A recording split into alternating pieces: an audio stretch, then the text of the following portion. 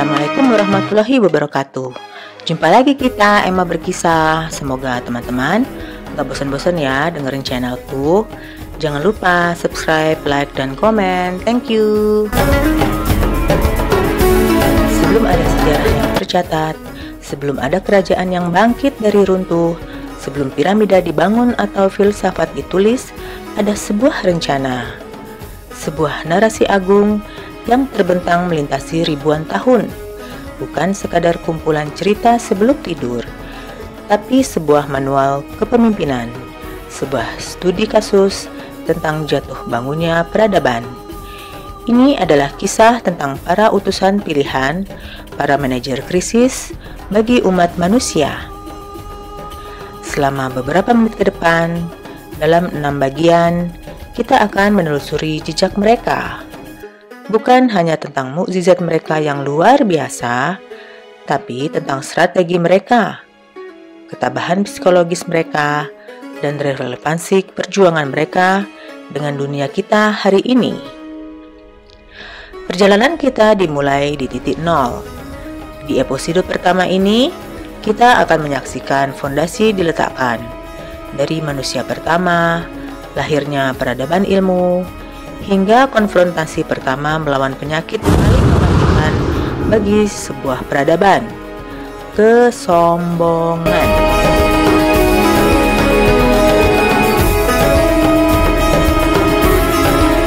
Kisah kita dimulai bukan di bumi, tapi di surga. Disinilah prototipe manusia Adam diciptakan. Namun, sebelum penciptaannya, sebuah dialog penting terjadi.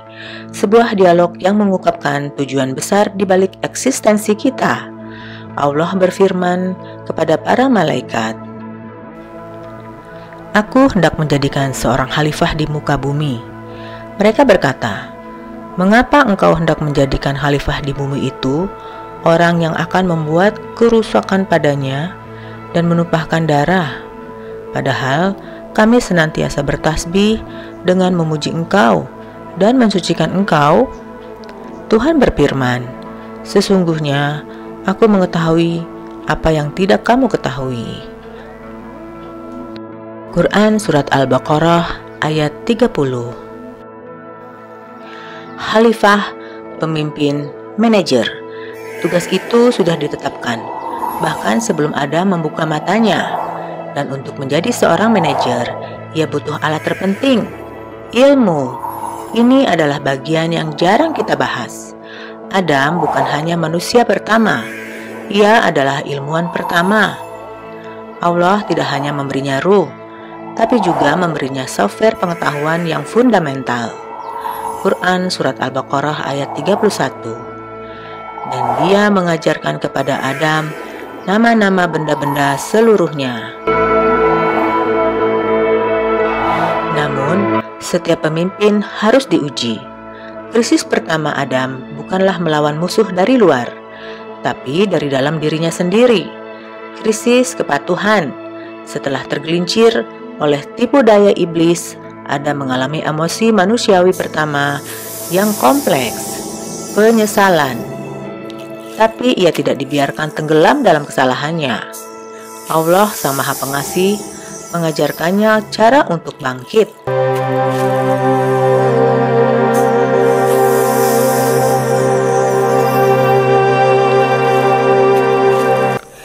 Ya Tuhan kami telah menzalimi diri kami sendiri, dan jika Engkau tidak mengampuni kami dan memberi rahmat kepada kami, niscaya pastilah kami termasuk orang-orang yang merugi. Quran Surat Al-A'raf ayat 23. Inilah pelajaran pertama dan terpenting. Manusia bukanlah makhluk yang sempurna, tapi makhluk yang bisa bertaubat, dan di bumilah misi kekhalifaan itu dimulai. Kehidupan di bumi menghadirkan krisis baru, bukan lagi tentang kepatuhan pada Tuhan, tapi krisis antar manusia. Tragedi Habil dan Qabil, kedua putra Adam, adalah studi kasus pertama tentang penyakit hati yang akan terus menghantui peradaban iri hati, kesombongan, dan keengganan menerima takdir. Pembunuhan pertama di bumi menunjukkan bahwa tugas terberat seorang khalifah bukanlah mengelola alam, tapi mengelola nafsu manusia. Adam wafat setelah meletakkan fondasi tauhid, ilmu, dan pelajaran tentang taubat. Namun, warisannya harus tetap terus dijaga.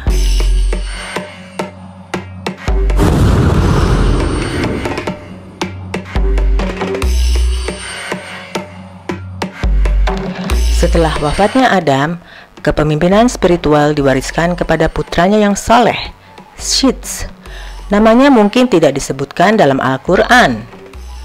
Namun, keberadaannya dalam tradisi Islam sangatlah penting. Ia adalah penjaga warisan. Tugasnya adalah menjaga agar ajaran tauhid murni dari Adam tidak terkontaminasi. Ia mengajarkan kembali hukum-hukum dasar dan memastikan generasi baru tidak lupa pada Sang Pencipta. Ia adalah mata rantai krusial yang menyambungkan fondasi Adam ke pilar peradaban selanjutnya. Dan pilar itu adalah Idris, keturunan Kenan dari Adam. Jika Adam adalah peletak fondasi ilmu, Idris adalah arsitek yang mulai membangun strukturnya. Al-Quran memberinya gelar yang luar biasa. Quran Surat Maryam ayat 56-57. Dan ceritakanlah hai Muhammad kepada mereka kisah Idris yang tersebut di dalam Al-Quran. Sesungguhnya ia adalah seorang yang sangat membenarkan dan seorang nabi, dan kami telah mengangkatnya ke martabat yang tinggi. Apa martabat yang tinggi itu? Para ulama dan sejarawan Islam seperti Ibnu Katsir merincinya. Idris adalah manusia pertama yang kembali menulis dengan pena setelah lama dilupakan. Ia yang pertama mengkaji pergerakan bintang dan rasi, meletakkan dasar ilmu astronomi. Ia yang pertama menjahit pakaian dari kain, menggantikan kulit binatang yang kasar. Krisis yang ia kelola adalah krisis kejahilan. Ia mengajarkan bahwa menjadi hamba Allah yang baik juga berarti menjadi manusia yang cerdas dan beradab.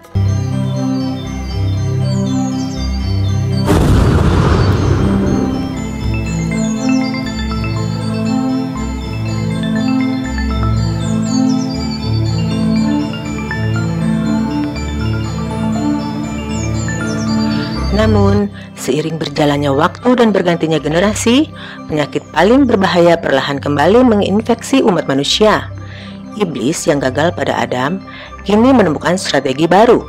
Sebagaimana disebutkan dalam sebuah hadis riwayat Bukhari, Iblis membisikkan kepada manusia untuk membuat patung orang-orang soleh dari masa lalu. Awalnya hanya sebagai pengingat, namun generasi selanjutnya mulai menyembah patung-patung itu.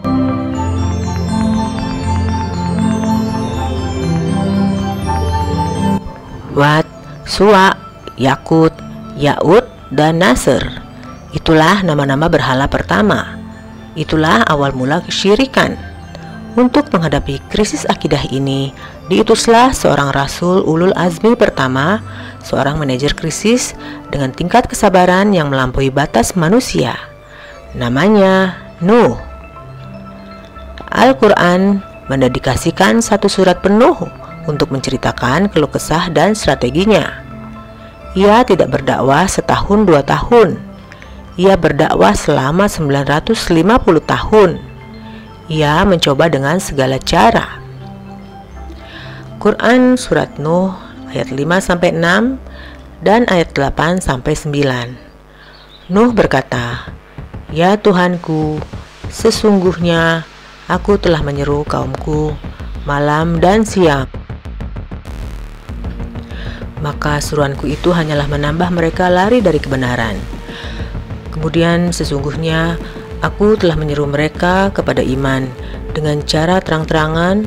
Kemudian sesungguhnya aku menyeru kepada mereka lagi dengan terang-terangan dan dengan diam-diam." Bayangkan tekanan psikologisnya 950 tahun menghadapi penolakan, cemoohan dan tuduhan gila dari kaumnya. Para pemuka kaumnya menggunakan argumen yang akan terus berulang sepanjang sejarah. Quran Surat Hud ayat 27. Kami tidak melihat kamu, melainkan sebagai seorang manusia biasa seperti kami, dan kami tidak melihat orang-orang yang mengikutimu, melainkan orang-orang yang hina dina di antara kami yang lekas percaya saja. Ketika semua argumen sudah disampaikan dan penolakan sudah mencapai puncaknya, perintah terakhir pun turun. Sebuah proyek konstruksi yang paling aneh dalam sejarah, membangun bahtera raksasa di tengah daratan kering.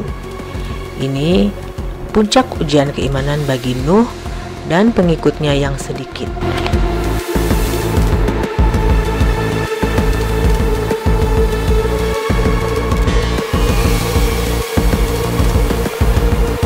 Dan krisis terberat bagi seorang pemimpin terkadang datang dari lingkaran terdekatnya, dari dalam rumahnya sendiri. Saat air bah yang dahsyat mulai menelan bumi, Nuh melihat putranya, Kan'an, mencoba menyelamatkan diri di atas gunung. Inilah dialog ayah anak paling tragis yang diabadikan Al-Quran. Quickly before the rains come.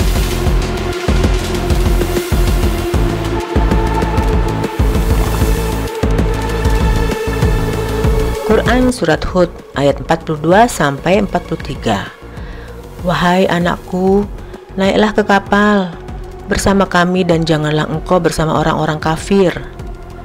Dia anaknya menjawab, aku akan mencari perlindungan ke gunung yang dapat menghindarkanku dari air bah. Nuh berkata, tidak ada yang melindungi dari azab Allah pada hari ini selain Allah yang Maha Penyayang. Son, climb higher!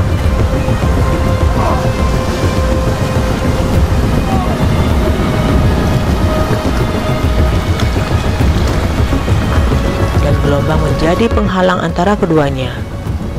Maka jadilah dia, anak itu termasuk orang-orang yang ditenggelamkan.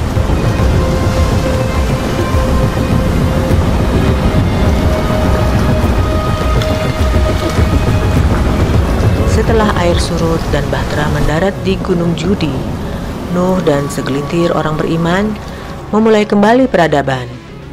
Misi Nuh selesai. Ia berhasil mengelola krisis kesyirikan, menyelamatkan benih-benih tauhid untuk memulai kembali lembaran baru bagi umat manusia.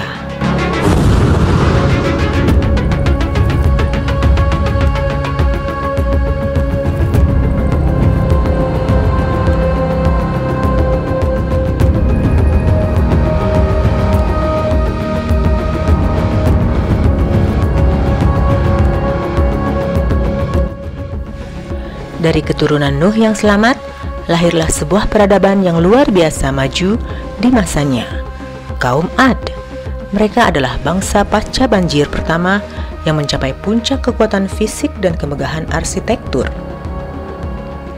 Al-Quran menggambarkannya dengan sangat detail. Quran Surat Al-Fajr ayat 6-8. Apakah kamu tidak memperhatikan bagaimana Tuhanmu berbuat terhadap kaum Ad? Yaitu penduduk Iram yang mempunyai bangunan-bangunan yang tinggi, yang belum pernah dibangun suatu kota seperti itu di negeri-negeri lain. Krisis mereka bukanlah kejahilan, mereka cerdas. Krisis mereka bukanlah kemiskinan, mereka makmur. Krisis mereka adalah kesombongan. Mereka memandang pencapaian teknologi dan kekuatan fisik mereka, lalu berkata, siapakah yang lebih hebat kekuatan dari kami? Mereka lupa bahwa ada kekuatan yang jauh lebih besar. Maka diutuslah saudara dari kaum mereka sendiri, Hud. Logika dakwah Hud sangatlah jelas. Ia mengingatkan mereka akan 3 hal. Nikmat yang telah diberikan, siapa pemberi nikmat itu, dan konsekuensi dari mengingkarinya. Namun mereka menolak, mereka menentang, Datangkan saja ajab yang kau janjikan itu, jika kau orang yang benar. Dan Allah menjawab tantangan itu, bukan dengan air, tapi dengan angin. Senjata yang tak terlihat, namun memiliki kekuatan destruktif yang mengerikan. Adapun kaum Ad, maka mereka telah dibinasakan dengan angin yang sangat dingin lagi amat kencang, yang Allah menimpakannya kepada mereka selama 7 malam dan 8 hari terus-menerus. Badai pasir yang mengerikan dan tornado raksasa menghancurkan kota Iram. Pilar-pilar runtuh, suara angin yang memekakkan telinga. Kaum Ad adalah pelajaran abadi bahwa peradaban terkuat sekalipun akan hancur berkeping-keping ketika kesombongan menjadi fondasinya.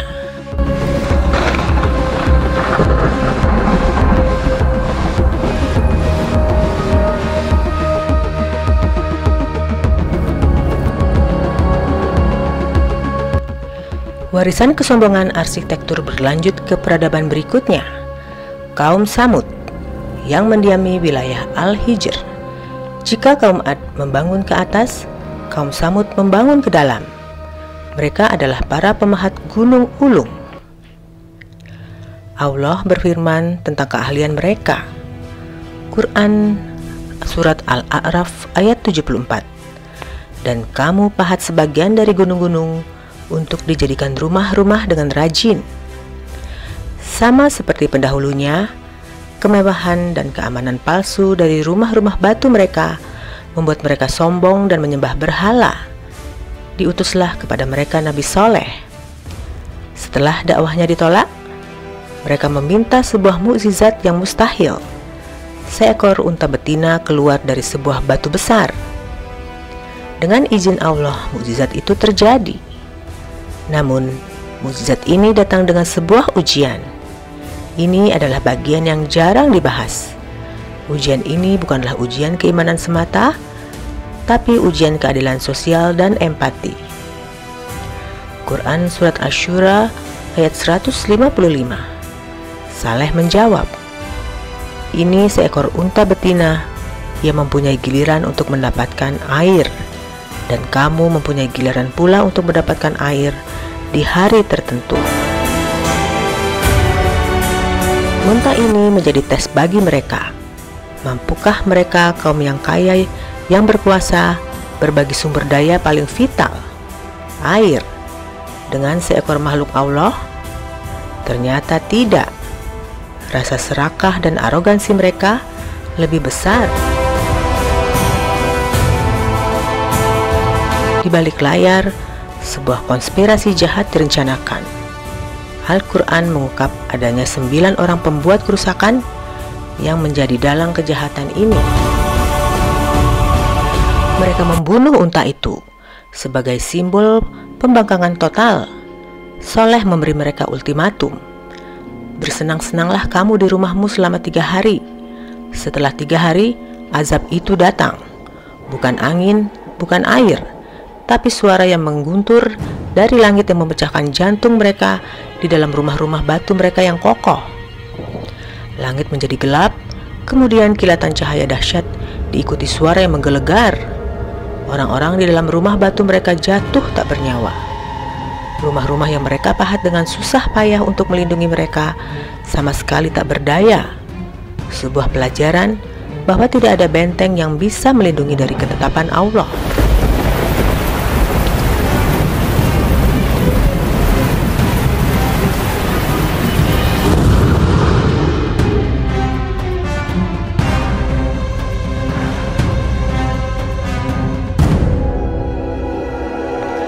Dari Adam hingga Soleh, kita telah melihat fondasi diletakkan. Pelajaran tentang ilmu, tobat, kesabaran dalam dakwah, dan bahaya dari kesombongan yang lahir dari kekuatan fisik dan teknologi. Para rasul ini adalah para manajer krisis di fajar peradaban. Namun, perjuangan masih sangat jauh dari akhir. Tantangan berikutnya akan lebih kompleks. Bukan lagi hanya melawan kaum yang sesat, tapi melawan sistem kekuasaan yang tiran, melawan raja yang mengaku sebagai Tuhan. Di episode selanjutnya, Perjalanan akan membawa kita kepada sang bapak para nabi, seorang pemuda yang sendirian menantang kemusyrikan. Sebuah bangsa dengan kekuatan logika dan iman yang tak tergoyahkan. Dialah Ibrahim, Khalilullah, kekasih Allah.